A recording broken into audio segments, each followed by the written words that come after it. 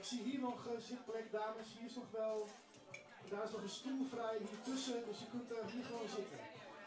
Wilt u misschien die stoel even, mevrouw, als je die stoel even vrij wil maken, de tafel wat verschuiven. Kijk, dan zijn er is daar een stoel en hier een stoel, kom er gezellig bij.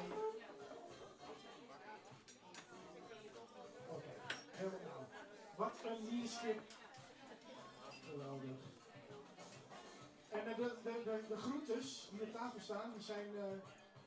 om te eten. Zijn om te eten. Ja, niet voor de show, die zijn om te eten. Ik mag het decor opeten.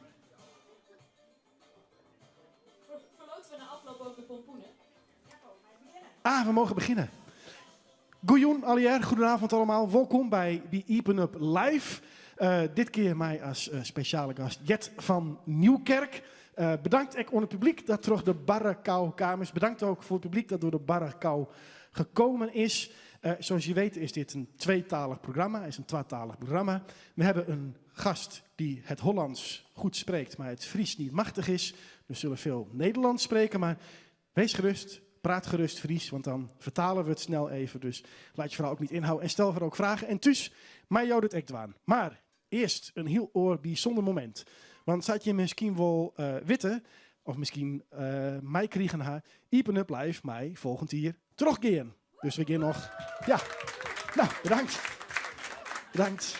Daar ben we zelf wel lieke blij mee als dat de meesten hier zo goed klapt.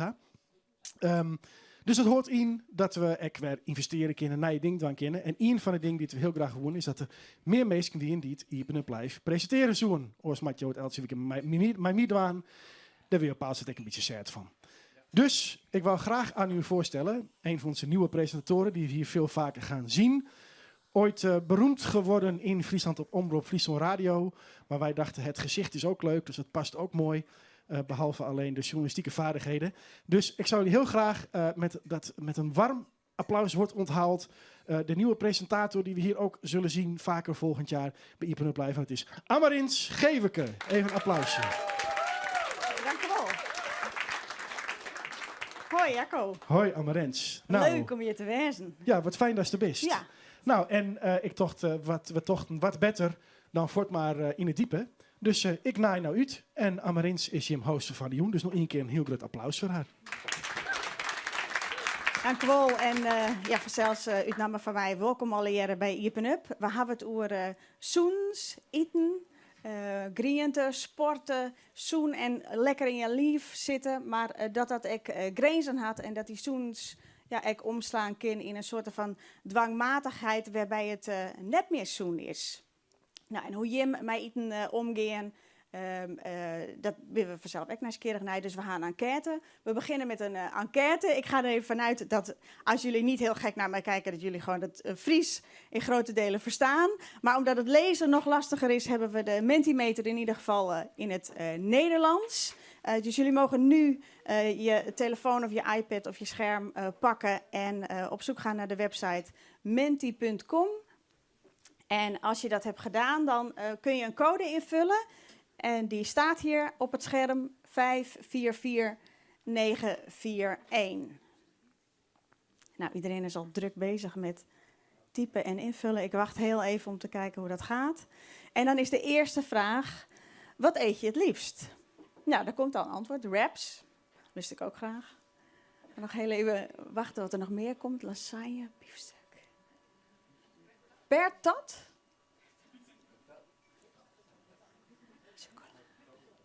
Chocolade. Wie vult in chocolade? Al uitsluitend chocolade. Wacht, dan moet je natuurlijk ook een antwoord kunnen. Oh, Marianne. Fijn, dankjewel. Vooral pure chocolade. Ik denk niet dat ik daar elke dag de hele dag op kan leven. Maar in ieder geval wel elke dag een stukje. Lekker, ja. Ik vind het ook na het eten bij de thee één stukje curry. Nee, trouwens eerst de pertat. Wie schrijft er pertat? Ja, en wat is het? Of zou het een typfout zijn geweest die geheim blijft en dat het gewoon patat is?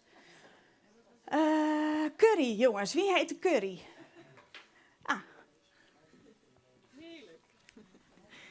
Lekker, ja. Oké. En dan vaak? Of? Nou, ik maak altijd één grote pan. Dus dan kan je wel eens een keer of 4 uit eten. En dan is het ook wel even klaar. Ja. Leuk.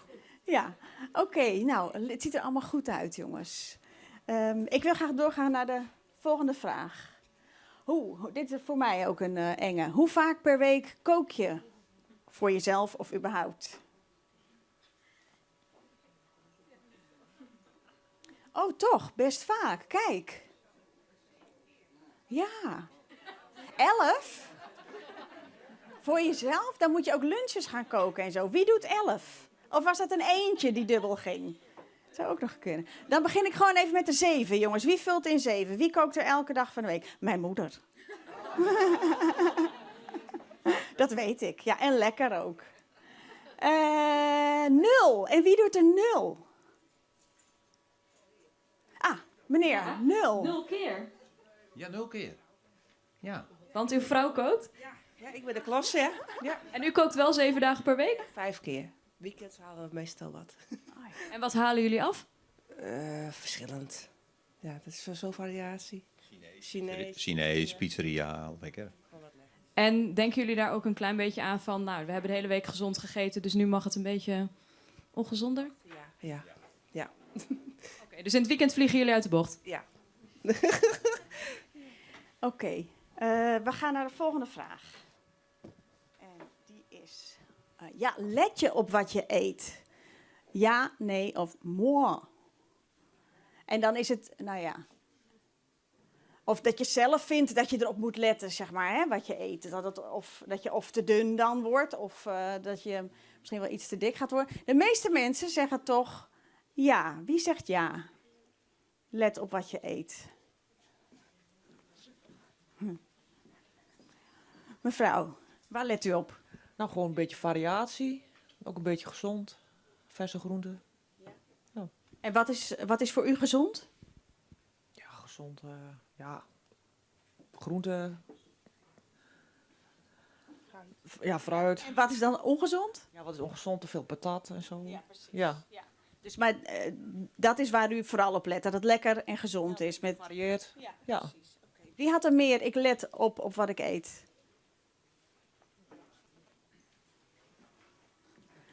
U. Als je niet oplet, valt het van je bord. Dus je moet wel heel goed opletten wat je eet. We gaan naar de laatste vraag. Een van de onderwerpen van dit programma vanavond. Wat is orthorexia? En dan zijn er 2 opties. Is het gewoon raden? Veel wortels, dwangmatig gezond leven of een eetstoornis? Orthorexia. Zegt u het maar.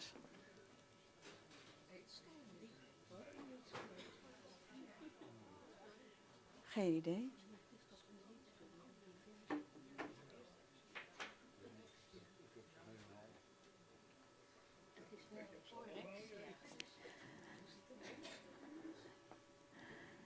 Ja, dwangmatig gezond leven. Nou, daar gaan we het straks over hebben. Onze hoofdgast van vanavond, u heeft het gehoord aan het begin, is blogger, vlogger, hobbykok, programmamaker en auteur. Jet van Nieuwkerk, mag ik je uitnodigen om hier te komen? Ja. Hallo allemaal. Dankjewel. Ja, een mooie hele hoop, aankondiging. dankjewel. Een hele hoop termen. Ja, Wat ik word is er het? zelf ook al een beetje moe van. Als je het dan Oh, en ik vergeet nog dochter van. ook heel belangrijk, ook heel vermoeiend. allemaal. Ik noem mezelf als een beetje foodjournalist eigenlijk. Oké, en dat is? Ik schrijf over voeding. Als het maar om voeding gaat, dan vind ik het alles leuk. Oké. En als het gaat om voeding, dan haal jij je inspiratie ook van het scherm natuurlijk. En Jamie Oliver is een groot voorbeeld en een inspiratiebron voor je, heb ik gehoord. Gaan we even naar kijken. Oh ja, meteen een filmpje.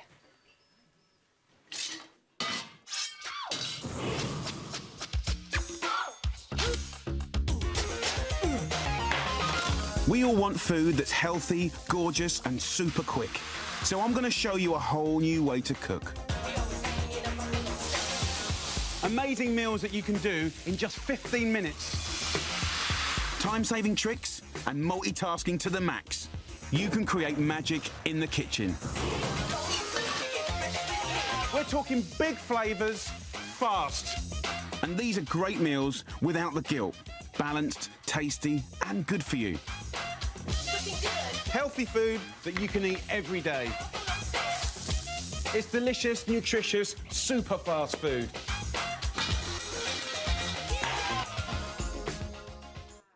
Nou ja, daar hoef ik al bijna niet veel meer bij te vertellen, toch? Nou, wat is de inspiratiebron, Jamie, voor jou? Bij Jamie is het echt allemaal begonnen. Ik heb hier... moest ik filmpjes inleveren en toen wilde ik iets van Jamie laten zien. En ik denk dat ik met een filmpje kwam van 15 jaar geleden of zo, of 10 jaar geleden. En dat konden we helaas niet die uitzending zenden, want de kwaliteit was zo slecht. Maar ik wilde dat laten zien, omdat echt van jongs af aan, toen Jamie begon, ik denk dus 15 jaar geleden, toen was ik al meteen om. Wij hadden het boek Jamie Oliver thuis. En ik weet nog wel dat mijn moeder de kip maakte als eerste uit dat boek. En dat noemen we nu nog ook de Jamie kip. En toen al was ik verkocht. Hoe hij de recepten opschrijft, hoe hij over eten praat. Ik bedoel, dit filmpje al, je hebt meteen zin om te koken, te gaan eten. Je denkt ook dat het allemaal heel makkelijk is en dat het in een mum van tijd op tafel staat. Ook hoe hij praat over eten. Hij is nooit bescheiden over een bordje wat hij zelf heeft gemaakt. Hij vindt het allemaal verrukkelijk. En hij wil graag gezond, makkelijk, niet te veel poespas en gewoon met verse producten koken. En dat is precies wat ik ook wil. Dus ik heb heel veel aan hem. Leuk. Ja. Maar het gaat gelijk al over gezond en koken. Was je daar zelf toen ook al mee bezig? Nou, we hebben... Of hoe oud was je eigenlijk toen 15 jaar geleden, toen die leuke Jamie op tv kwam? 15. Toen was jij ook 15, ja. En er wordt heel veel gekookt bij mij thuis, vooral door mijn moeder. En oma heb ik ook heel veel samen mee gekookt, nog steeds. En nog steeds gaat het ook altijd, 's ochtends is het, wat gaan we vanavond koken, als we bij elkaar zijn. Dus het draait veel om eten bij ons thuis. Als we elkaar ontmoeten, dat is ook meestal tijdens het eten. En vroeger weet ik ook wel dat we altijd elke week naar de biologische supermarkt gingen om de bio-box te halen. En dan kregen we een krat van de boer uit de stad of met allemaal lekkere spulletjes. En daar gingen we fijne gerechten van maken. Dus het was echt en nog steeds echt een onderwerp in onze familie. En ik heb echt leren koken van moeder, oma en van Jamie. En hoe is het zover gekomen dat je hebt besloten om daar je dagelijks werk van te maken? Nou, ik heb altijd koken heel erg leuk gevonden. Altijd in de keuken naast mijn moeder gestaan. En maar ik wilde heel graag naar de hotelschool. Er was een bepaald restaurant in Amsterdam, Restaurant Amsterdam. Ik kom uit Amsterdam. Heel grote fabriek en ik kwam daar binnen voor het eerst. En toen dacht ik, ja, maar dit is wat ik wil. Een heel groot restaurant met 270 tafeltjes staan daar. Allemaal mensen in de weer, wijn inschenken, eten serveren. Dit is wat ik wil. Ik wil serveerster worden. En toen ben ik de hotelschool gaan doen. Afgemaakt. Heel veel leuk stage gelopen in het restaurant en in de keuken ook. En toen altijd nooit meer eten losgelaten. Ik ben heel veel in het restaurant gewerkt. Op een gegeven moment dacht ik dat ik was er nooit met kerst en ik was er nooit op verjaardag van vriendinnen. Veel te veel werken. Ja. Toen ben ik gaan schrijven. Oh ja. Hey, en even terugkomend op die vragen die we hebben gesteld aan de mensen. Wat eet jij zelf het liefst? Oh ja, nou, ik heb gisteren ook een hele lekkere curry gemaakt. Ik heb altijd een beetje fases, curryfases zit ik nu wel een beetje in. Ja. Dus, ik heb en wat zit er in jouw curry? Gisteren was het vegetarisch, maar er kan ook vis of kip in zitten. Maar het wordt koud buiten. Ik heb zin in warm comfortfood uit een kom. Vind ik altijd wel lekker. Dus dat curry vooral, ja. En hoe vaak kook jij zelf? Ik denk 4, 5 keer in de week. Ik woon samen met mijn vriend. Die heeft geluk. Die hoeft niet te koken. Want dat doe ik altijd. Ik vind dat natuurlijk ook het leukste wat er is. Maar we gaan ook wel uit eten of bij vrienden eten in het weekend. Ja. Dus 4, 5 keer. Je zei net nog heel simpel van, nou, ik was een beetje klaar met dat buiten de deur eten. Dus ik ben gaan schrijven. Maar hoe weet je of je dat in je hebt? Ik was klaar in het restaurant werken. Ja. Ja. Ja, weet je, ik schreef al heel lang in mijn dagboeken en ik maakte soms stukjes en ik liet het wel zien aan mensen. En toen dacht ik, nou, daar kreeg ik leuke feedback op. Ja. Dus ik heb er geen opleiding voor gevolgd, geen journalistiek gevolgd. Ik heb echt een beetje geluk gehad dat het in me zit. Ja. En toen heb ik gewoon bij een website aangeklopt van, mag ik voor jullie schrijven? Leuk. Praat zo verder. We hebben natuurlijk ook muziek. Oh ja. Intussen is ons coach Jack Bottleneck. Ja. Zes van die jongen, gezellig. En Willem de Rode. Zit nice. En zie Kopava zelfs, Ja, Willem. Welkom, Ek. Dit waar ik net al in gewoon. Nee, maar ik heb wat versterking. Zelfs, ja. Dat kon ik niet helemaal meer verstaan. Ik zei, dit durf ik niet alleen aan. Ik had versterking nodig. Kijk. Wat is het voor u dwaan, Jack? Het is een Hank Williams song. Staat ook op mijn album. Maar we brengen hem uit even lieds en leef. Het is Last Highway. We waskouwers mensen van, nou denk erom, neem net de verkeerde afslag. Dus zet er samen op. En als ik je onderwerp hier zei, ja, doe kist in bepaalde dingen en ik trosjetten en doe kist ik de verkeerde afslag nemen. Dus ik vind hem eigenlijk wel Dat past. een licht beetje erbij past. Ja. Denk erom, kist het ook wat drogen. Daar komt het eigenlijk wat op de album. Ja, zeker. Succes. Ik lach mee. Ja, meiden. Ja, eens. Dus voor u is ook even, man. Normaal hebben we een hele band om te zingen, maar we willen hier even leren hoe we komen. Ah.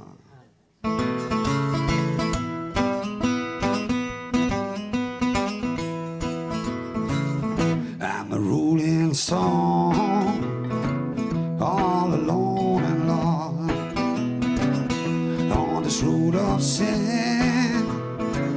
I paid the cost when I walk by. All the people say just another guy on that lost highway. Just a deck of cards and a jug of wine and a woman's lies makes a life like mine. On the day we met, I went astray. I started rolling down on that lost highway.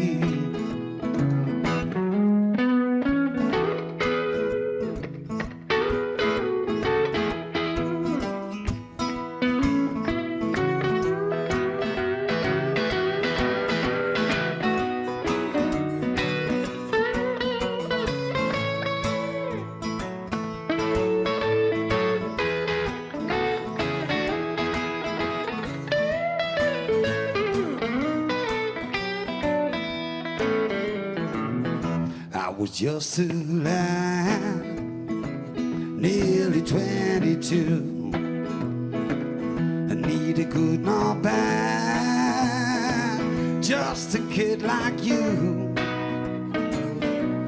But now I'm lost, but too late to pray. I started rolling down on that lost highway. Suppose don't stop. You're rambling around on this road of sin. You're sorrow bound. Take my advice, or you're cursed today. You start fooling down on the lost highway. Started rolling down on that lost highway.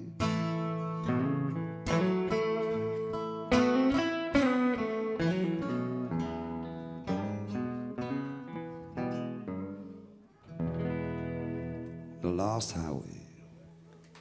Mooi. Dank u wel. Dank u wel, ik namens de hele band. Ja. We serieus weer, tegentank, weer mooi troll heeft lood. Dank u wel. We zien nog naar een filmpje. We gaan naar een filmpje. Oh, we gaan naar een filmpje. Orthorexia, waar hebben we het dan over? De term werd in 1997 pas voor het eerst beschreven. De term orthorexia, letterlijk vertaald vanuit het Grieks, dan betekent orthos juist of recht. Orexia betekent eetlust. Dus dat betekent vooral dat je op de juiste manier met je eten bezig bent. Dat klinkt best goed, maar wanneer dat juist eten doorslaat in obsessief bezig zijn met je voeding in combinatie met extreem sporten, kan het een probleem geven. En ik begon zoveel plezier te hebben in trainen en zoveel plezier te hebben in gezond eten, dat deze healthy lifestyle op een of andere manier uit zichzelf gecreëerd is, denk ik. Social media loopt over van jongeren die extreem sporten en heel fanatiek met eten bezig zijn. Het is in mijn optiek gevaarlijk als iemand merkt dat hij denkt zijn geluk te kunnen vinden, maar juist ongeluk treft.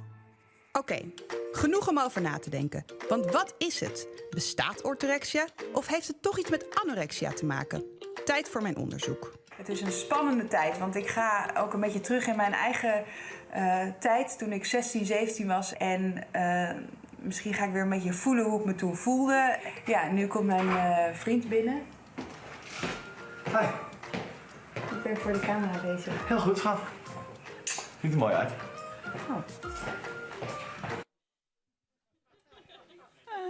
Ja, dat wie een fragment uit je... Ik zat even in het Fries, sorry. Je mag Een fragment ik kan een uit beetje Fries verstaan hoor, dus we kunnen het ook... Nee. uit je documentaire Niet Gezond Meer. Ja. En er was een hele duidelijke aanleiding voor jou zelf om te beginnen met die documentaire. Vertel.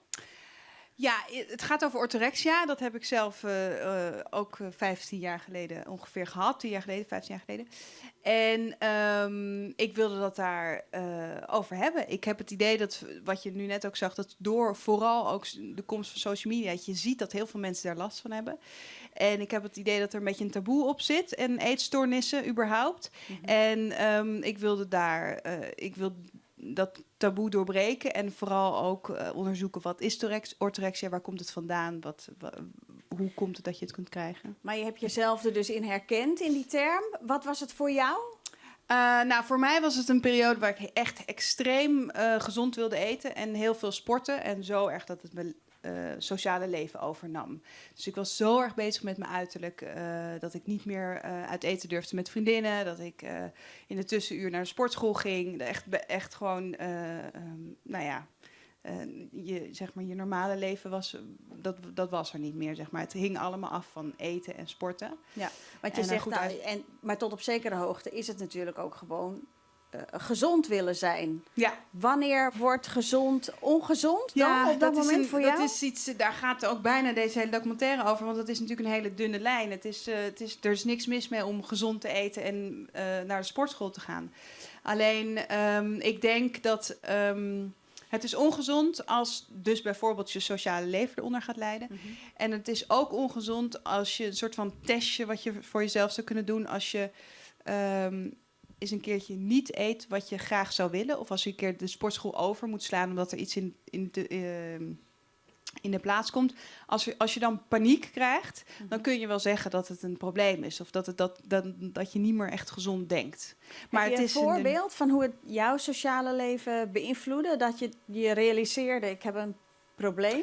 Nou ja, ten eerste was het in het begin, ging ik niet mee uit eten, omdat ik dan vroeg naar bed wilde, omdat ik vroeg wilde sporten en ik wilde graag zelf beslissen wat ik ging eten. Dat in het begin vond ik dat allemaal wel oké, want ik was goed bezig en ik zag ook effect. Ik kreeg heel veel complimenten. Mensen zeiden dat ik er goed uitzag. Maar toen merkte ik dat ik echt ook niet meer durfde uit eten te gaan. En het wel heel graag wilde, want ja, ik was 16. Ik was de wereld aan het ontdekken en ik wilde met mijn vriendinnen ook op de bar staan als het ware. Maar ik durfde niet meer, want ik was zo bang dat ik me zo schuldig zou voelen, omdat ik niet gezond bezig was. Dus, en dat was heel eenzaam. Ja. En dat duurt heel lang voordat je dat durft toe te geven en om dan hulp te gaan zoeken. Maar waar voel je je dan schuldig over? Ja, dat je niet gezond bezig bent. Dat je niet voldoet aan je eigen strenge eisen? Exact, precies dat. De lat lag hoog, ja. Ja. Maar herken je dat in jezelf? Ben je altijd perfectionistisch met alles? Het is wel zo dat om een eetstoornis te ontwikkelen heb je wel een bepaald soort talenten nodig, noem ik het altijd wel. En dat is wel perfectionistisch, de lat hoog leggen, best wel een beetje laag zelfbeeld. Nou ja, goed, dat helpt wel mee. Maar hoe komt iemand als jij nou aan een laag zelfbeeld? Je zit een prachtige vrouw. Ja. Dat is heel lief dat je dat zegt. Ja, goed, daar ben je misschien een beetje mee geboren. Dat neem je van niemand over. Dat is helaas, dat thema heb ik gekozen in mijn leven. Jeetje. Maar ik ben wel ouder en wijzer geworden hoor. Dus zo laag is het zelfbeeld niet meer. Gelukkig. Je hebt daar hulp bij gezocht. Ja. En dat is uiteindelijk gelukkig goed gekomen. Ja. Nee, ja, om een eetstoornis eroverheen te komen, heb je echt hulp nodig. Okay. En ik heb een hele fijne psycholoog en coach gehad die mij er doorheen heeft geholpen en erachter is gekomen. Samen zijn we erachter gekomen, waar komt het probleem vandaan? En als je dat hebt, dan gaat de rest vanzelf. Oh, mooi. We hebben hier ook een coach er is iemand die er veel meer vanaf weet. Die heeft er echt voor opgeleid. Isabel Plasmeijer, mag ik je vragen om naar voren te komen? Ik maak even plaats. Ja. Dankjewel. Welkom. Ja. Isabel is van Isa Power. Wat is dat? Moet ik zo praten? Oh, sorry. Ja, dat is dom. Oh, ik heb hem hier. Dankjewel. Ja. Ik had hem niet zien liggen. Sorry, wat was jouw vraag? Ja. Isa Power, vertel eens, wat is dat? Ik ben ervaringsdeskundige. Dat betekent dat ik zelf, toen ik jonger was, heb ik zelf anorexia en bulimia gehad. En omdat ik verschillende eetstoornissen had, verschillende vormen, kreeg ik de diagnose NAO. En dat betekent niet anderszins omschreven. Tegenwoordig heet dat OSVET. Het heeft een andere diagnose. En dat heb ik overwonnen. En toen heb ik mijn eerste boek geschreven. En vanuit dat boek kwamen natuurlijk heel veel vragen. En ook aandacht van ouders en mensen die het hadden. En toen is dat verder zo gaan kriebelen bij mij. Van ik wil hier iets mee doen. Want op het moment dat je je eigen eetstoornis hebt overwonnen, dan voelt dat zo krachtig, zo sterk. En daar wilde ik iets mee doen. Dat voelde op dat moment echt als een gave. En zo voelt het nog steeds. Zodoende heb ik 6 jaar geleden dus mijn bedrijf opgericht. En inmiddels heb ik een heel team in Nederland en België. En helpen we mensen nationaal, maar ook internationaal, om ook hun eetstoornis te overwinnen. Dus Isa Power, dat is de naam van het bedrijf, wat ik dus 6 jaar geleden heb opgericht. Ja. We gaan even kijken naar een voorbeeld. Voordat we daar naartoe gaan, als er mensen zijn die vragen hebben, ook thuis aan Isabel of Jet, dan kunnen jullie die stellen. Maar we gaan eerst even naar het voorbeeld kijken. Weer uit de documentaire. Ik heb deze week bekendgemaakt op social media dat ik deze documentaire ga maken. En ik krijg zo ongelooflijk veel reacties, waar ik heel erg blij mee ben. Jongens en meisjes die zeggen, eindelijk wordt hier aandacht aan besteed. Ik heb hulp nodig of ik heb een vriendin die hiermee zit. Ik maak me zorgen. Een van de reacties kreeg ik van Misha. Ik herken me in haar opmerkingen. Ook ik wist niet meer wat normaal was qua voeding en sport. Misha wil er graag meer over vertellen. Ik zoek haar op. Hallo. Hoi. Hoi, ik ben Jet. Misha, hoi. Leuk dat ik hier mag zijn. Kom binnen. Dank je. Hallo. Hoi. Hi. Teun. Ik ben Jet. Ga zitten. Ja, hoe gaat het met je? Ups en downs. Veel downs eigenlijk de laatste tijd. En waarom? Ja. Omdat het heel spannend is. Want donderdag vertrek ik naar Zuid-Afrika. Voor minimaal 9 weken. Waarom ga je daarheen? Omdat ik heb hier behandeling gehad voor mijn eetstoornis. Deeltijdbehandeling 3 dagen. Van 9 tot 5. Maar dat was niet voldoende. Halfwege traject kwamen we erachter dat ik meer zorg nodig heb. Dus dat ik echt klinische opname nodig heb. En in Nederland hebben we wel gekeken naar klinieken. Ja. Maar niet echt iets gevonden wat bij mij past. En kun je iets vertellen over je eetstoornis? Wanneer is het ontstaan? Zeker 6 jaar geleden. Misschien langer. Het begon eigenlijk met dat ik wilde afvallen. En toen ben ik me gaan verdiepen in gezond eten. En dat ging me steeds meer in verdiepen. En meer sporten. Ik begon eerst met een groepslesje, een beetje cardio. En dat werd steeds meer cardio en meer groepslessen. En uiteindelijk ging ik meer het krachthonk in. Echt fitnessen. Ja, en op een gegeven moment stond ik zo'n 2, 3 uur elke dag in de sportschool. En steeds minder eten. Ik ging alles schrappen. Mijn vriendinnen zag ik nooit meer. Ik ging niet meer naar feestjes, geen verjaardagen. Borrelen, dat deed ik ook niet meer. Nooit meer naar de stad. Dus toen kreeg ik wel steeds vaker opmerkingen. Maar ik zag op dat moment echt nog niet in dat ik dun was of dat ik een probleem had. Heftig, hè, van haar. Ja, ook heel herkenbaar was dat voor mij. Maar waarom ik zo graag ook over orthorexia wil praten, is dat anorexia echt val me bij als ik foute dingen zeg. Hè, ja. Anorexia kan je best wel goed van iemand aflezen. Hè? De vel over been maakt je meteen zorgen. Diegene heeft een probleem. Maar orthorexia is moeilijk te signaleren, omdat heel veel sporten en gezond eten is super hip op dit moment. Dus je bent vooral goed bezig. En ja, als iemand gewoon er heel erg fit uitziet, kan je niet meteen denken, nou, diegene heeft een probleem. Je ziet ook bij Misha, ziet er topfit uit. Maar je denkt niet meteen, zij heeft een vreselijke eetstoornis. Dus daarom wil ik ook dat er veel over wordt gepraat. En dat mensen het beter signaleren bij zichzelf vooral ook. En dat je het bij anderen beter kunt zien. En die signalering bij jezelf, hoe gaat dat? Hoe is dat voor jou geweest? Dan gaat het weer over dat je dus die paniek die je steeds hebt als je iets eet wat je denkt dat je niet mag, of dat je de sportschool overslaat, dan kun je wel signaleren dat je een probleem hebt. En wat was de trigger waardoor je hulp ging zoeken? Er is niet echt een trigger geweest. Op een gegeven moment ben je daar klaar voor. Dat heeft een jaar gekost met eerst niet erkennen. Maar dan op een gegeven moment denk je, nu is het genoeg. Ik moet echt hulp zoeken, want ik kom hier niet alleen uit. Is er iemand achtergekomen of heb je zelf besloten, ik kom ermee naar buiten? Nee, ik heb zelf hulp gezocht om dat te doen. Isabel, hoe was dat voor jou zelf? Wat was voor jou de trigger om te zeggen, dit is niet gezond meer, ik moet hulp zoeken? Nou ja, kijk, iedereen heeft zo zijn eigen, denk ik, dieptepunt. En bij sommigen is er een werkelijk ommekeer. Een van mijn dieptepunten, en ik wil jullie niet chockeren, maar dat staat ook in de boeken die ik heb geschreven. Een van mijn dieptepunten was in mijn bulimia-tijd, waar ik dus aan het overgeven was. En toen moest ik op een gegeven moment, was ik bloed aan het overgeven. En toen dacht ik echt, Jesus, weet je, wat ben ik aan het doen? En toen heb ik echt een heel goed gesprek gehad met mezelf. Ja, ik zie jou lachen. Nee, maar het is belangrijk om gesprekken te hebben met jezelf.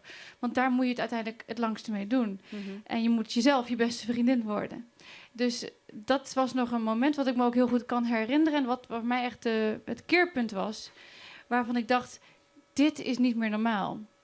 En al hetgeen wat ik daarvoor deed, het obsessief sporten of het gezond eten of af en toe een eetbui hebben, dat kon ik nog wel sussen. Dus je moet als het ware, als je een eetstoornis hebt, moet je continu je eigen geweten sussen. En daarvoor bedenk je continu overtuigingen die niet gezond zijn. En dat was dus mijn keerpunt. Dat ik dacht, ik ben echt ziek, ik moet hier iets mee doen. En toen heb ik dus ook hulp gevraagd. Kun je iets vertellen over hoe zo'n dag eruit zag voor mensen die gezond met eten omgaan? Hoe dwangmatig is je dag, is je structuur met eten? Nou ja, voor mij persoonlijk, maar ook voor de cliënten die ik nu begeleid. Ik denk dat wat voor eetstoornis je ook hebt, want het is niet als je dunner bent dat het erger is of dat je het wel ziet of niet ziet. Ik denk dat het uiteindelijk het psychisch lijden kan ook met een gezond gewicht kan het psychisch lijden nog heftiger zijn. Dus ik vind dat op het moment dat je een eetstoornis hebt, het is echt een job, een fulltime job. Dus je staat 's ochtends op en je bent al bezig, wat ga ik eten? En hoeveel zou het zijn? En als je terwijl je de yoghurt inschenkt of de boterham smeert, dan ben je al bezig, dat is eigenlijk te veel. Dus je legt het weer weg of je pakt het er weer bij. Dus je bent continu calorieën aan het tellen. Je bent bezig, hoe kan ik dit gaan verbranden? En het is echt een obsessie. En dat is dus het psychisch lijden. En de ene die heeft dat 24 uur per dag. De ander een paar uur per dag. Maar het is niet normaal meer. En het is zelfs zo erg dat je ervan kan dromen. Dat je nachtmerries hebt. Ik heb wel eens een nachtmerrie gehad dat ik een friet speciaal aan het eten was. Toen werd ik 's ochtends wakker dat ik echt dacht, ik heb friet speciaal op. Ja. En toen zat ik zo, ik heb een pyjama aan. Dat was een droom. Maar dat was zo'n shock. En toen dacht ik ook, dit is wel heel heftig. Wat heb je toen gedaan? Hoe ben je eruit gekomen? De echte genezingsproces naar herstel, bedoel je? Ja, ik heb uiteindelijk hulp gezocht bij een psycholoog. Was bij een GGZ, bij een reguliere GGZ. En op een of andere manier, dat voelde voor mij niet als voldoende. Ik voelde me niet begrepen. Dus ze waren heel erg gefocust op het eten en het aankomen. En de vragen die ze stelden was ook altijd: hoe gaat het met je? Hoe is het? Is het eten allemaal gelukt? En ja, ik was wel kilo's aan het aankomen. Maar op een gegeven moment dacht ik van, ja, weet je, hier gaat het niet over. Want als zij er niet was, dan viel ik ook weer terug. Dan was ik weer bezig met compenseren. En toen ben ik op zoek gegaan naar een andere coach. En zij was dus ook ervaringsdeskundige. En dat voelde zo goed, weet je. Zij kon als het ware mijn gedachten lezen, mijn zinnen afmaken. We konden de schaamte samen doorbreken. Er was humor in het coachgesprek. Ik vond het helemaal fantastisch. En toen dacht ik, toen ik dus genezen was, dacht ik, dat moet ik ook gaan doen. Ja. En het is, ik heb ook het gevoel dat die meiden die ik dan help, dat die dat heel erg kunnen waarderen. Als je recht door zee bent en dingen benoemt zoals ze zijn. Dat je samen over dat taboe heen stapt. Hoe was dat voor jou, Jet? Jouw coach, kun je daar iets over vertellen? Nou, ik herken wel dat ik sprak ook met iemand die het zelf had meegemaakt. En dat is heel fijn om tegen iemand te praten die knikt. Ik voel wat jij voelt of heb gevoeld wat jij voelt. En wat daar heel bijzonder was met mijn coaching, dat zij nooit heeft naar mijn eetschema gevraagd. Heeft nooit een eetschema voor me gemaakt. Alleen maar op het onderwerp, waar komt het vandaan? Waarom reageer je zo? Waarom doe je dat? Wat gebeurt er als je zo streng voor jezelf bent? Waar komt het vandaan? Hè? Dus dieper gaan dan alleen het eten.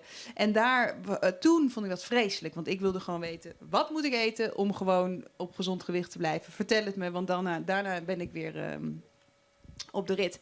Maar het is echt iets psychisch, dat moet je aanpakken. Het is een psychisch probleem met lichamelijke gevolgen, zeg ik altijd. Ja.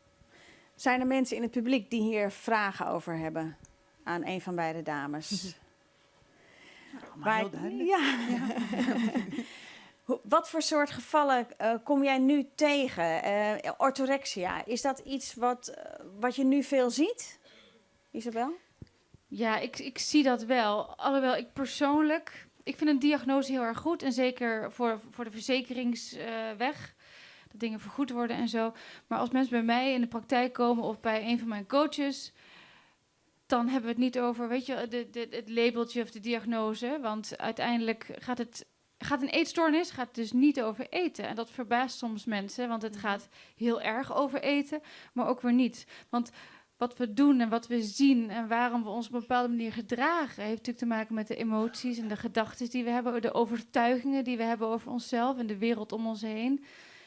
En wat ik heel veel zie is eigenlijk, of er iemand nou voor me zit in 150 kilo of 28 kilo.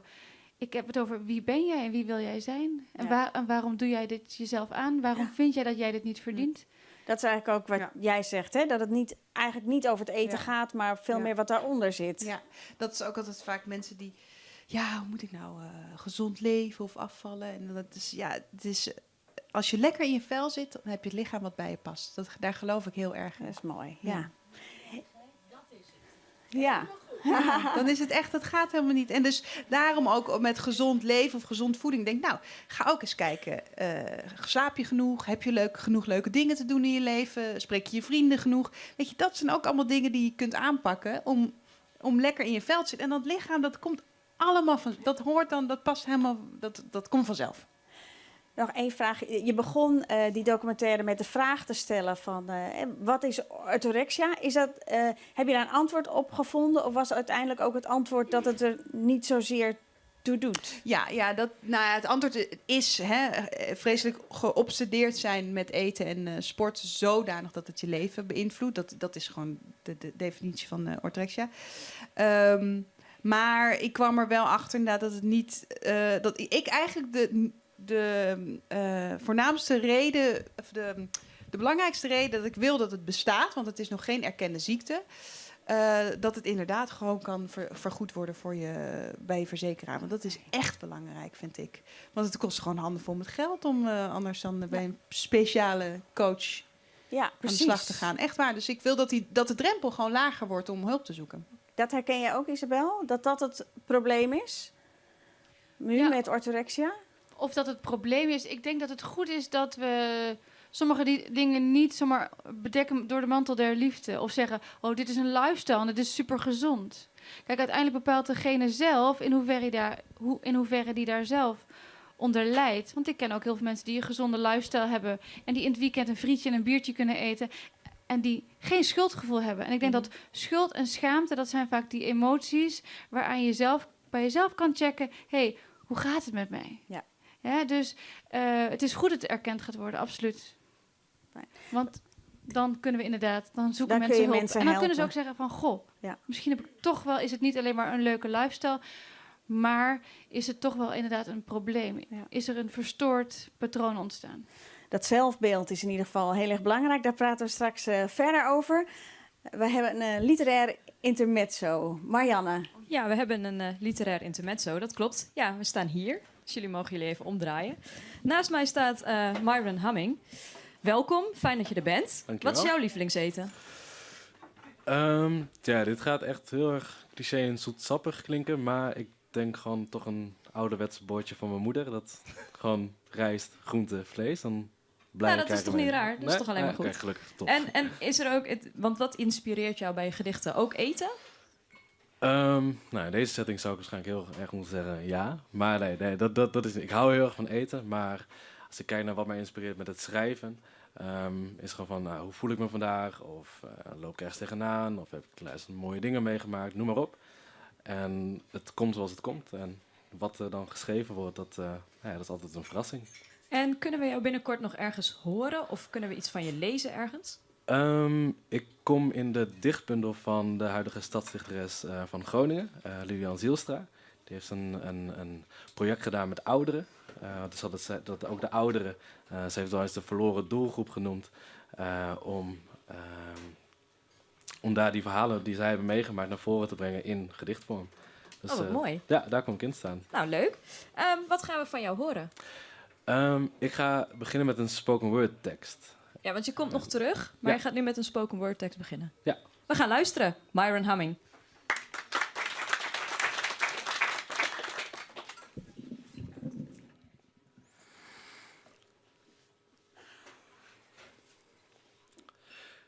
Het is maandagmorgen. 7 uur en de 2 worden gewekt door 1 wekker. Door haar met 1 klap uitgeslagen. Dekbed van het nog warme lichaam en ze keert hem snel de rug toe, want schaars gekleed zijn blijft spannend. Met name op dit tijdstip. Haar voeten worden langzaam maar zeker warm op haar weg naar koffie. Ze drinkt deze zwart op de moeizame dagen. Door haar iedere dag vers gezet, maar door hem koud achtergelaten. Broodjes worden nog vers afgebakken, maar door hem koud achtergelaten. Nee, er is geen samen naar de ontbijttafel. Geen fijne dag, schat, ik zie je vanavond aan tafel. Maar alleen de doffe klap van het dichtslaan van de voordeur, waarvan zij denkt, maar niet zegt. Moet dat nou zo hard?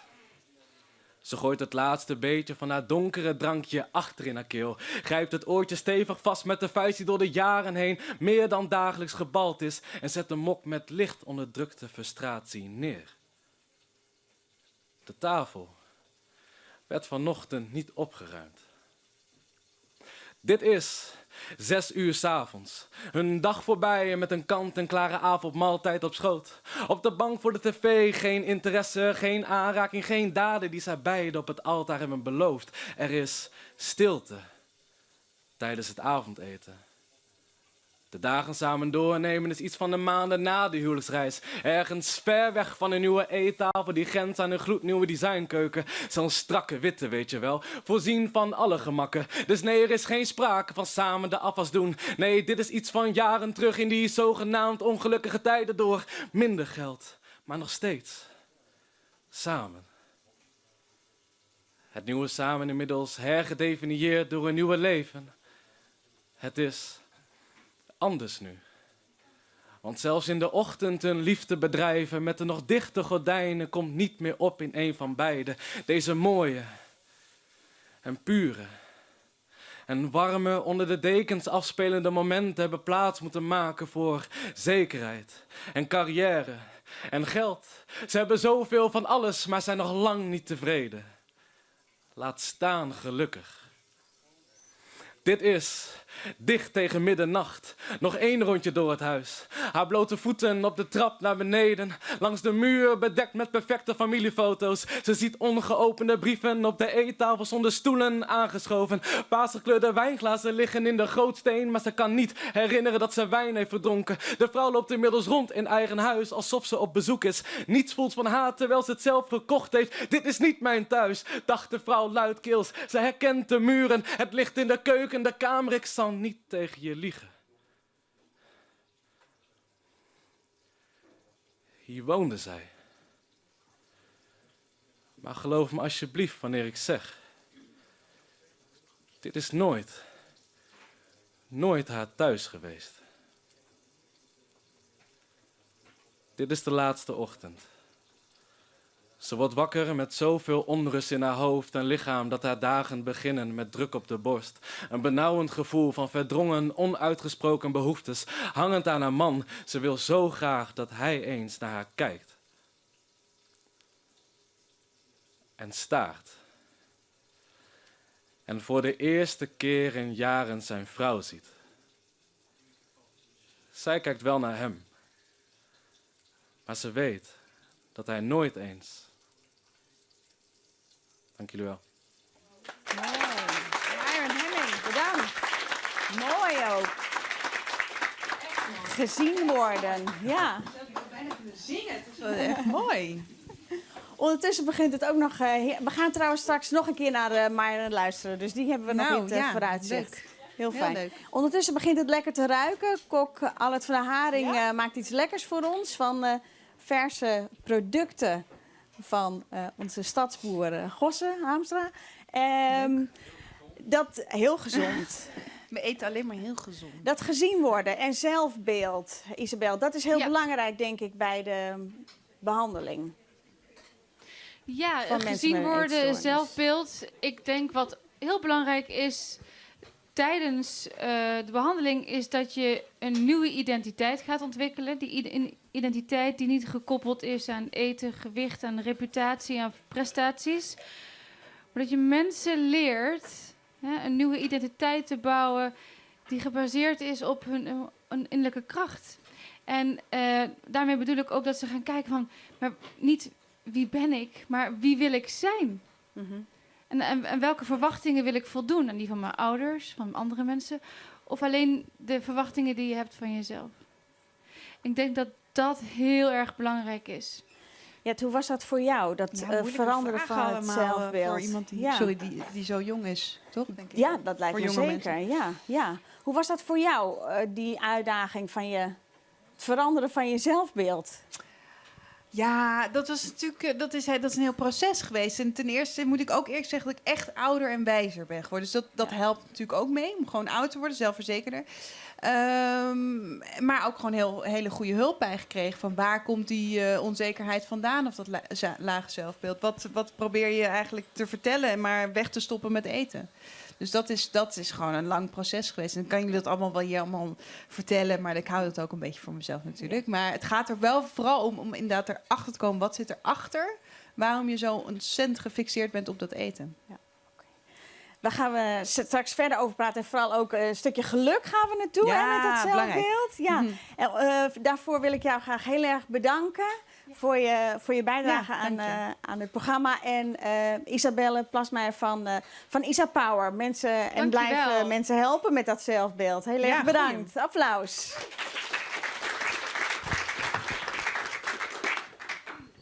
Dankjewel. Ik vind wel dat zelfbeeld... vroeger was er nog... Toen ik dat had, was er nog geen social media. Ja. En ik vind dat lijkt me zo vreselijk moeilijk voor de jonge meisjes en jongens die al een laag zelfbeeld hebben en dan met social media geconfronteerd worden. Dat je elke dag wordt je wakker. En dan zie je allemaal mensen op Instagram die hebben mooie lichamen, staan in de sportschool, liggen op een onbewoond eiland, hebben iets leuks aan. Het zijn allemaal, elke dag dan zie je plaatjes van mensen die het beter hebben. En dat is toch... dat vind ik echt zorgelijk. Het is, je moet maar sterk in je schoenen staan om daar niet invloed op te hebben. Ik zou er echt vreselijk gevoelig voor geweest zijn. Lastig om te voldoen aan die hoge standaard van geluk die mensen steeds maar etaleren op de social media. Is etaleren. Het hoeft allemaal niet echt te zijn. Maar het is, als je zo jong bent en je ziet dat... trouwens, misschien nu... nog steeds kan ik me wel eens... Jeetje, wat heeft zij een mooi lichaam en ik niet. Of zo, weet je? Dat schiet wel eens door je hoofd. Ja. Maar veel minder dan vroeger. Maar ja, als je daar gevoelig voor bent... is social media kan vreselijk vervelend zijn. Ja. Beetje zelfreflectie en een beetje humor en een beetje Sunny misschien. We gaan even naar het filmpje kijken. Oh, Sunny. Sunny, sorry. Ja. Wat zit je haar goed, wat zit je haar goed. Na na na na na na. Hey, leuk dat je kijkt naar deze video. Die gaat over 6 redenen waarom jij geweldig bent. Waarom je gelukkig kan zijn met jezelf. Zeker nu aan het einde van het jaar. Ik weet niet wat dat dan precies is. Ik denk dat we te weinig zonlicht opvangen, te weinig vitamine D of zoiets. Maar we zijn allemaal heel erg bezig natuurlijk met het volgende jaar en met onze nieuwe doelen en met waar we nu staan. Daarom maak ik volgende week een video over goede voornemens of eigenlijk nieuwe doelen. Ik geloof niet zo dat je dat aan het einde van het jaar moet doen. Dat moet je gewoon meteen doen. Maar goed, en hoe je ze vol kan houden.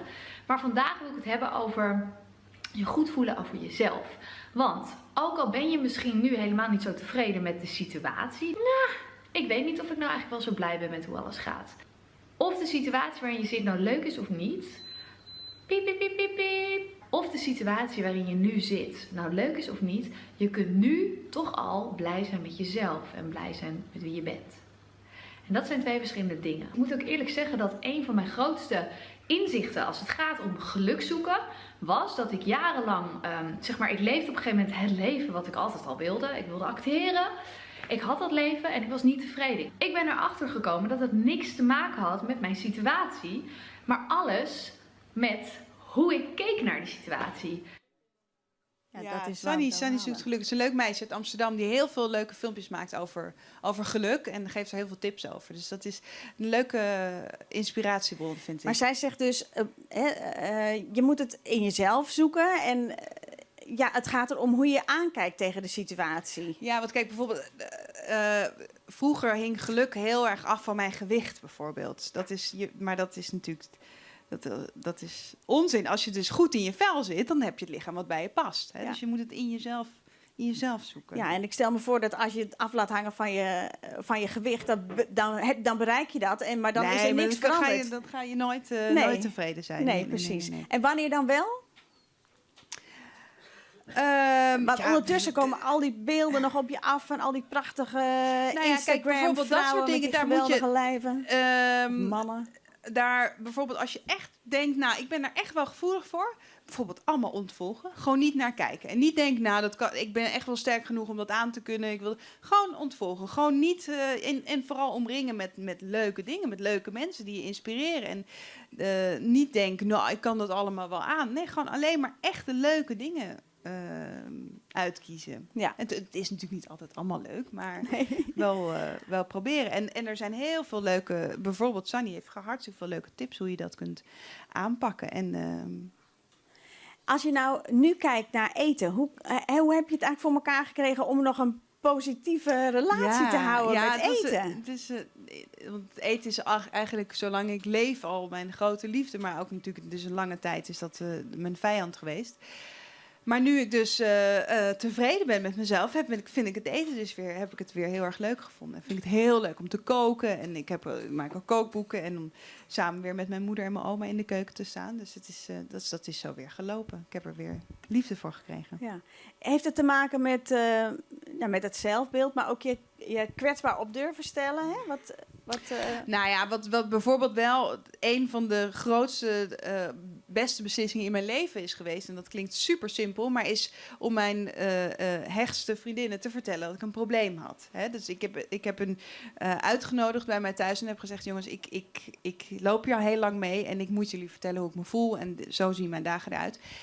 En dat is eigenlijk iets heel simpels. Hè? Je moet het gewoon delen, je probleem. Maar het is ongelooflijk groot effect. Want zij hebben natuurlijk het ook allemaal door, maar ze willen gewoon ook duidelijkheid. Dan kun je ook steun verwachten en dan kun je er beter over praten. Echt het delen met iemand die je fijn vindt is het allerbelangrijkste. Het was de helft is dat om je probleem op te lossen. Blijf je gevoelig voor eetstoornis, voor problematische relatie met je eten? Nou, kijk, ik zou nooit zeggen... Ik denk niet dat ik durf te zeggen, ik zou hier nooit meer op terug kunnen vallen. Want het is altijd gewoon een thema in mijn leven. Hè. Zoals de ander grijpt naar een fles of een joint of gaat gokken of gamen als je verveend voelt. Het is een soort van verslaving. Het is een verslaving of het is een manier om een gevoel te verdoven. Maar ik durf wel bijna in mijn hand in mijn vuur te steken dat ik nooit meer zo diep zou gaan als vroeger. Alleen het eten, ik vind het nog steeds wel belangrijk om gezond te blijven eten, bewust te eten. Ik vind het leuk om te sporten, maar ik zou nooit meer zo diep kunnen gaan. En ik heb gewoon heel erg geleerd om andere dingen te doen als je voelt, ik voel me even niet meer zo lekker, ik ga dan... Ja, stampot boerenkool met spekjes? Ja, lekker. Oké, geen probleem. Ik eet echt alles, hoor. Ja? Ja, zeker. Oké, goed zo. Ja. Jack, krijgen we weer muziek? Bottleneck. Ja, dat ben ik. We gaan heel graag luisteren naar je. Dit wordt een suite. Het is eigenlijk een liedje dat gaat over... je hebt mensen die hebben altijd wel iets, hè. Het is of te zout, het is of te zoet, of te lang op bed, of te kort op bed. En vind ik eigenlijk ook wel weer een beetje van toepassing. I'm looking for work. I'm hurting for a pay. I looked this morning. I looked yesterday. I ain't found it yet. Remains unseen. I'm searching for a home, a place I can be. I'm searching for a home, a place I can be, where I'll exist quite simply. I ain't found it yet, remains unseen. I'm searching for a home, place I can be. If it ain't my soul back, it's my aching feet. If it ain't the soul, man, it's the sweet. It ain't enough rest, it's too much sleep. If the salt don't kill me, it'll be the sweet.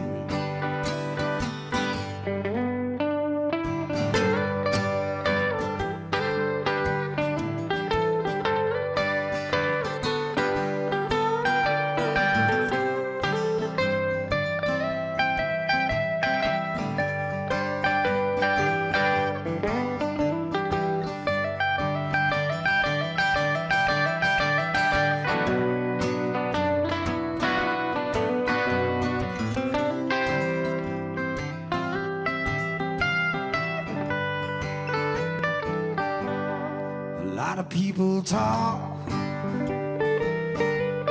and tell you what's right and force you to run. They force you to fight. A lot of people talk just to hear what they'll say. A lot of people talking, but no one's listening anyway. If it ain't my soul back, it's my aching feet. If it ain't the salt, man, it's the sweet. If it ain't enough rest, it's too much sleep. If the salt don't kill me, it'll be the sweet. If the salt don't kill me, it'll be the sweet. If the salt don't kill me,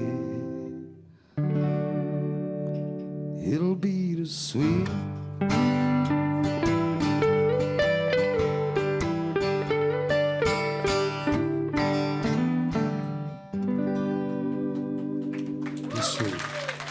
Lekkere muziek, Jack Bottleneck. Dank u wel.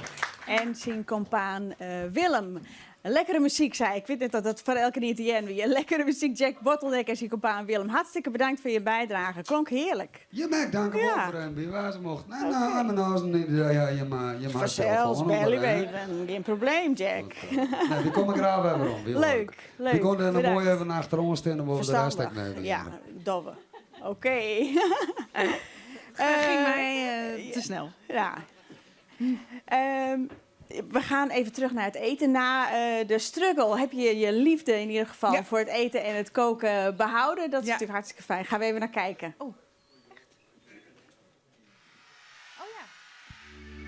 Hoi, welkom bij Foodmakers. Het programma dat gaat over ons voedsel. Van boer tot bord. Alles wat met voedsel te maken heeft, vind ik leuk. Dus ook waar het allemaal vandaan komt. Ik houd van eerlijk en vers. Voor mij betekent gezond en bewust leven voornamelijk weten wat je eet. En daarom voel ik me hier zo thuis. Proost jongens. Dit heerlijk gerecht. Ja, het was echt leuk om dat te maken. Toen de Foodmakers, een programma voor RTL 4 heb ik gemaakt. Ging ik elke week langs Nederlands boeren kijken waar ons voedsel vandaan komt. Nee, sorry, ik ga even... Wij gaan even naar een Friese boer. Ga je met me mee? Ja, sorry. Nee, vertel door. Ik ben Vertel gewoon maar verder enthousiast ondertussen. Ja, natuurlijk. Hallo. Passe Haarsma, een enthousiaste boer, dwaande op een hele specifieke manier met het telen van groenten. Wat is die specifieke manier? In Amerika je het microfarming. En dat is dus op een heel licht stukje groen, met speciale technieken en speciaal gereedschap. Om dat toch op een licht stukje groen toch een inkomen te halen, zeg maar. En waarom deze manier en wat houdt het correct in? Waarom deze manier? Omdat, als toen zei ik wil groentekweker worden, dan, als zei ik wil een kas met tomaten, dan mag je ook al $1 miljoen investeren of zo. En dit is al je vrij, een licht investeringen. En het is vrij makkelijk om in te stappen, zeg maar. En ik heb begrepen, veganistisch is voor jou belangrijk. Waarom is dat? Ik kweek de groente veganistisch. Nou, zoals de groente is toch veganistisch. Maar ik kweek het dus zonder gebruik van dierlijke mest. En zonder bloedmeel, beendermeel, verenmeel. Nou, wat er al je van het broekt wordt. Dat ook al... Maar wordt dat broekt? Wat gaat dat te krijgen met Inderdaad, groenten? wordt het überhaupt... Dat wist ik dus niet, dat veel wordt gebruikt. Ja, sowieso. In een rendak wordt het nevens mee al je makkers, zeg maar. Ja. En dat strooien ze uit oer het loon als mest. Ja, dat zijn hele goede meststoffen. En het werkt ook goed, als zien ze het net. Ja. Maar ik had zoiets van, als het net goed, dan jou net. En het hoort net. Maar is het duurder ook om het veganistisch te houden? Ik moet toch meststoffen kopen. En ik koop nu luzernekorrels en melassenkorrels. In plaats van koemestkorrels. Wat ben dat dan voor korrels? Ja, dat is gewoon plantaardige meststoffen. En die hadden dus dezelfde voedingsstoffen erin. In natuurlijk een orenverhouding. Maar dat is in principe vergelijkbaar eindresultaat, zeg maar zo. Maar is dat nou zoener? Want je zoent te die wattel, die groeit mij, het zijn wel hele smarrige woorden, verenmeel en bloedmeel. Daar pruwen wij toch niks van, waarom? Klopt, absoluut. Ja, dat is meer een ethisch, het is meer voor mij een ethisch ding, zeg maar, ja. Hou jij daar rekening mee ook, Jet, met waar de producten vandaan komen waar je mee kookt? Ik vind het wel heel leuk om zoveel mogelijk van eigen bodem te koken, ja. En vooral ook leuk voor de zaal als tip, als je echt even niet weet wat je moet koken, je hebt inspiratie nodig, naar de supermarkt gewoon kijken wat komt er uit Nederland en daar iets van maken. Wat haast mijn naam? Oh ja, ik ga een potje vjattels mijn naam. Het is natuurlijk haast december, dus het is een beetje gebeurd al haast natuurlijk met de groenten. Ja. Maar ik ga in de kas nog mooie meskelen sla. Sla-mix, die ga ik wasken en die ga ik droegen. En die breng ik aan een restaurant staan. En dit is een particuliere verpakking, een mooi potje van 150 gram. En ik ga nog wat mooie lietse vjatteltjes. Mooie skin maken en afleveren aan de chef. Ja, precies. En daar wordt wat lekkers mee maken. Dus het roekt al heel lekker. Het ruikt heerlijk. Ja. Ja, maar ik vind het altijd jammer dat er geen ruiktv bestaat. Wat je wel leren al het? Kijk uit. Ja, snel afgeleid. Ik heb ook expres een beetje olie opgezet met een beetje knoflook. En dat gaat door de hele zaal heen. Ja, het is gewoon een... En ik maak iets gezonds met parelgort. Eigenlijk is het parelcouscous, maar je hebt natuurlijk heel veel graanmogelijkheden als je vegetarisch bent. En dat is een basis. En dan maak ik een roerbakje van. En dat roerbakje doe ik met... ga ik hier even laten zien wat er allemaal in zit. Daar zit pompoen in, er zitten paddenstoeltjes in, broccoli. En wat heel lekker is, dat zijn spruitjes. En eigenlijk, want ik hou het dus eigenlijk ook helemaal vegan. Wat hier dus mist, is gewoon een dikke klont roomboter. Maar dat is wel spietig. Vies dat het nou echt net spietig ijs? Gosse, waarom mat dat ijs al hier veganistisch? En mat wij dat nou ook al hier? In principe logischerwijs wel. Waarom? Nou, iedereen had een hekel aan dierenleed. En we kennen als mens zo'n wijze zonder.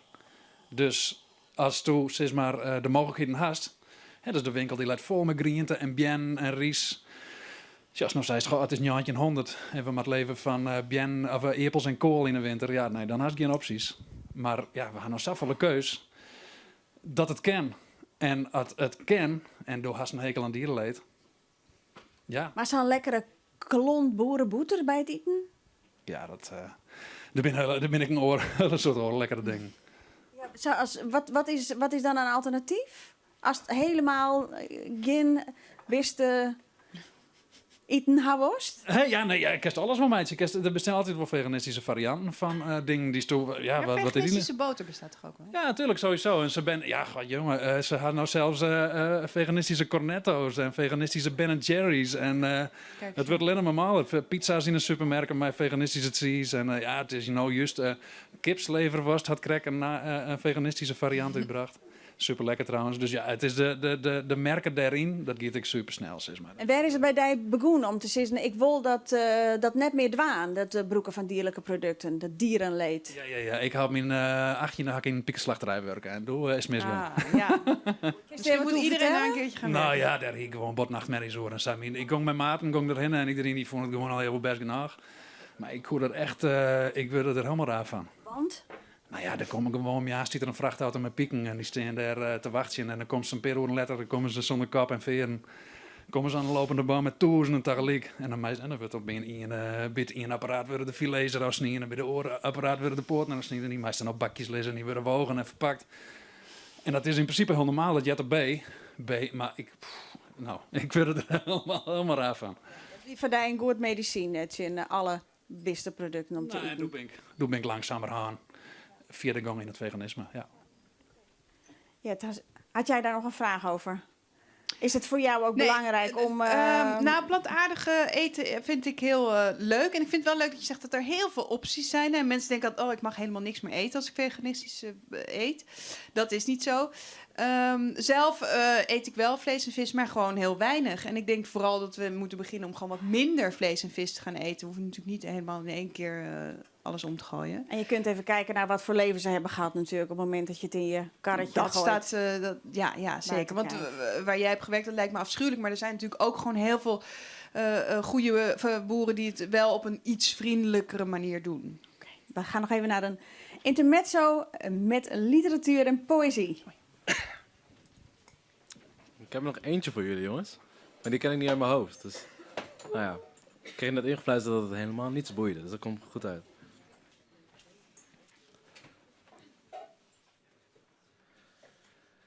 Geen enkel mens zal zo lang onderweg mogen zijn wanneer de bestemming niet thuis is. Zeiden zij die nog lopen op wegen naar niet hier. Ik weet dat het spannend is. Dat je denkt aan het bonzen in borst en keel als hamerslagen vroeg in de morgen. Dat je schuilt achter de laatste schaduwen die er nog waard vonden te blijven. Dat je denkt aan het vastgrijpen tot nagels barsten. Van kleur veranderde vingers door dagen oud vuil dat je eronder vindt. Mijn vader vertelde mij eens: een man heeft niets aan zijn brede borst wanneer zijn rug niet gerecht is. Mijn vaders vader vertelde hem ooit: een zoon heeft niets aan de val die hij maakt wanneer de hand die hem breekt niet de zijne is. Die liefde is niet jaloers of inhalig, maar alleen de mens is dat. Dit zou generaties doorbranden, het as en haar kinderen doen sissen, en herinnering doen knagen en vreten en geen stem te vertellen. Hier stuitend op dagen van eerder, een geschiedenis die wist, die verdrong, die vergat. Spreken hoef je niet, dat doen wij al. En zwijgen opgelegd, een litteken door kind gedragen, een litteken door het bloot van het lichaam verstoten. Vader zei laatst, thuis is niet per se de plek waar je het meest geslapen hebt. En die oude zei toen, ontken niet mijn nalaten. Voor jou wilde ik enkel en alleen dat waarvoor zij gebleven zijn. Thanks, guys. Myron Hamming, heel erg bedankt. Geweldig. Mooie bijdrage. We gaan naar Allert van der Haring, kok, hier in Friesland. Waar werkest? Jonker Sikke. En wat krijgen we daar al hier te eten? Al je ambachtproducten. Dus alle gerechten worden ambachtelijk bereid, waaronder een curry. Maar even over een curry, dat vind ik een heel breed begrip, curry. Maar die curry's heeft natuurlijk in alle keukens, de Thaise, de Indische, noem maar op. Ja.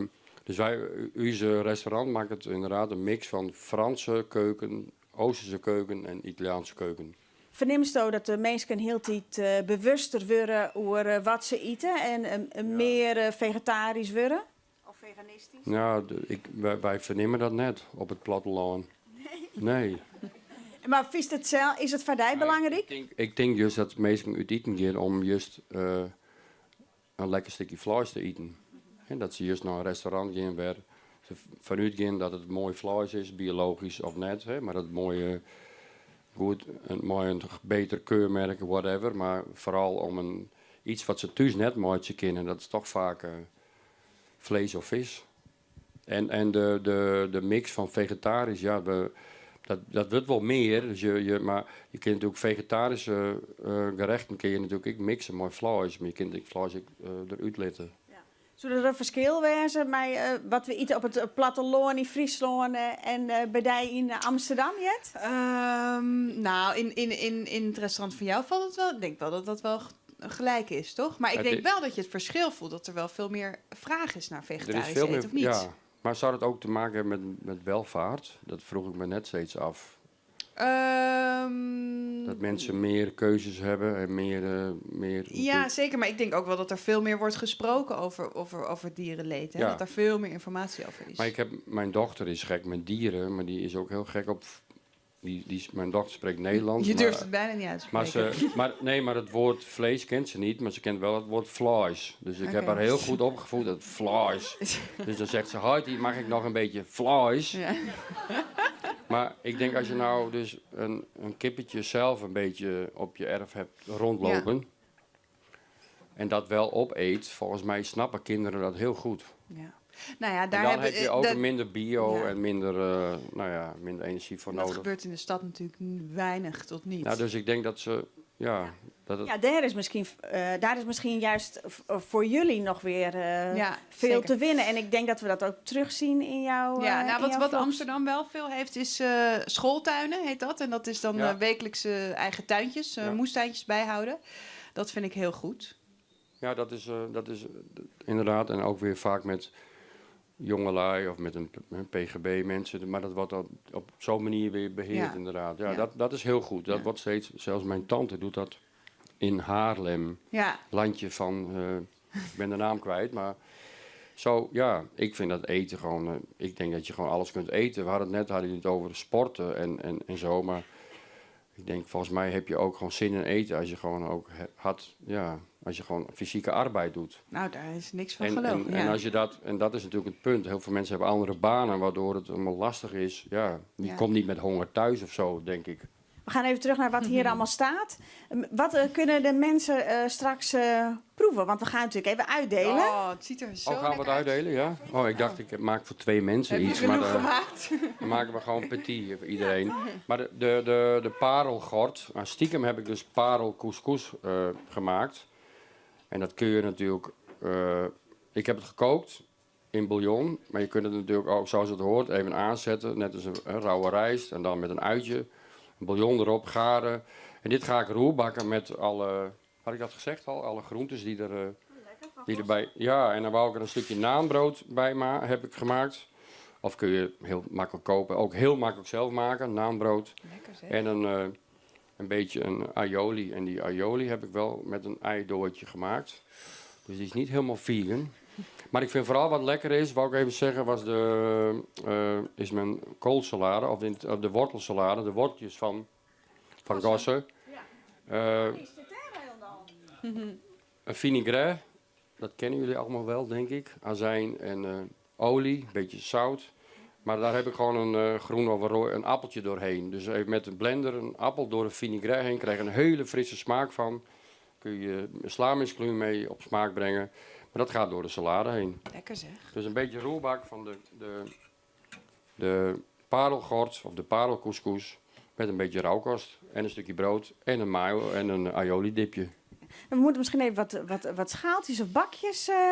Kunnen we dat regelen? Dat de mensen een beetje kunnen proeven? Ik ga voor iedereen een beetje maken. Misschien kunnen wij vast even wat proeven. Ja, graag. Ik ga 2 Ja? bakjes maken. Zo Ja, heerlijk. 2 minuten van. Ja, nou, ondertussen nog de vraag. Gezond eten, wat is dat nu voor jou? Nou, ik denk dat wij daar wel een beetje op één lijn zitten. Dat is namelijk gewoon alles, maar met mate. En zoveel mogelijk uit het seizoen. En zoveel mogelijk niet uit pakjes. Gewoon echt zelf koken. Vaak die mensen die vragen, waar moet ik beginnen om gezond te eten? Dan zou ik zeggen, nooit meer uit pakjes. Gewoon zelf koken. En dat is veel makkelijker dan je denkt. Gewoon echt, er zijn genoeg FoodTube, YouTube-filmpjes, leuke kookboeken. Mag ik wat zeggen? En de kip van Jamie Oliver, dat is een hele goeie. Want ik weet, die eet je 3 dagen lang. En ook de saus die je van maakt. Maar de wrap die je de volgende dag ervan maakt. En zo. Eigenlijk is koken heel simpel, maar denk er even over na. Ja. En zet je oven op 100 graden en schuif er wat in en ga lekker aan het werk. En 's middags en 's avonds kom je thuis. Is het gaar en lekker. Zo simpel. Hoef je niet om 5 voor 6 nog naar de supermarkt, want dat slaat nergens op. Ja, dat is natuurlijk wel een beetje de tijd van Sint-Wurg bij mij te krijgen. Ja, maar volgens mij willen we ook wel veranderen, denk ik. Ja. En ook eten vooral ook heel erg belangrijk gaan vinden in je leven. Het wordt zo vaak zo als mensen te druk zijn of te laat thuis. Dat eten, het gaat dan maar snel of iets halen.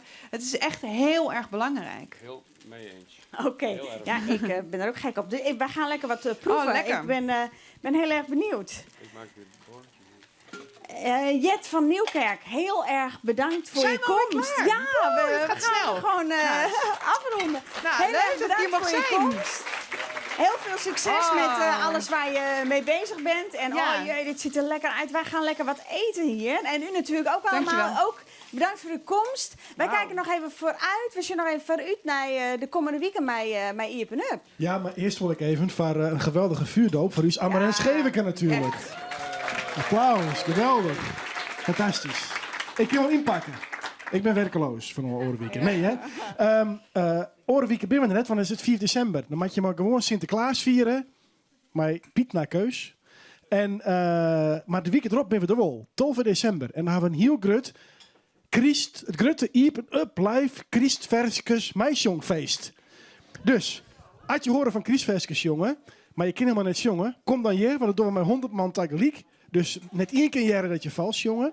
Maar nog volle mooier is, als je denkt van, ik wil wel graag jongen, met mijn band, met mijn buurman, met het koor, met de buurt, met de band. Ga naar uw Facebookpagina van Iepen Up en stuur eens een bericht. En zeg ik wil jongen, maar dit en dit versje, dan regel je het. Dus ook mensen hier in de zaal, wie zegt, ik heb een opera in mijn lijf en ik heb iets kerstigs. Laat het weten, want dan staat u hier op het podium, mag u komen. Dus Orenwieken net, 5 december niet, 12 december wel. Het grote Iepen Up Live Meezing Kerstfeest. Allemaal aanmelden, allemaal komen. En we boeken zelf ook nog een paar kerstige artiesten. En wie een kersttrui aandoet, krijgt 1 gratis drankje. Bedenk ik nu, ter plekke. Ik weet niet of we daar wel geld voor hebben, maar dat zien we dan weer. Anyway, Amarens bedankt. Jet, hartelijk bedankt. Jullie publiek, blijf vooral zitten, want jullie gaan nog even lekker eten. Neem nog wat te drinken. Iedereen bedankt voor het shen. Er wie nog het probleem met die stream, die wie samen voort. Facebook, ja, zeg hier dat. Dus we zetten de hele stream het hele programma morgen ook nog weer even op uw Facebook. Dan kun je het helemaal weer waarom zien als je wat mist hebt. Bedankt alweer, Jim alweer bedankt, Amarens bedankt, Jet bedankt. Tot volgende week. Doeg. Nou, wie heeft er honger? Mooi, Heb je nog een beetje? Vorkjes. Zo.